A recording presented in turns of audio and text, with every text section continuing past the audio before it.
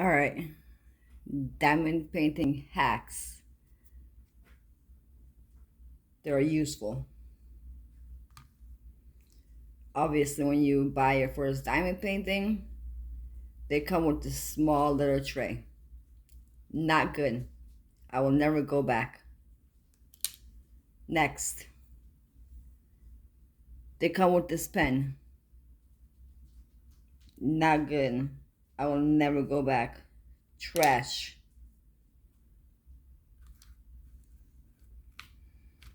Next, get yourself a big diamond tray.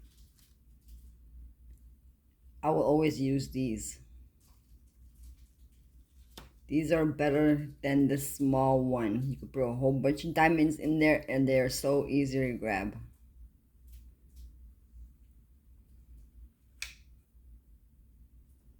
Get yourself a better pen for diamond painting.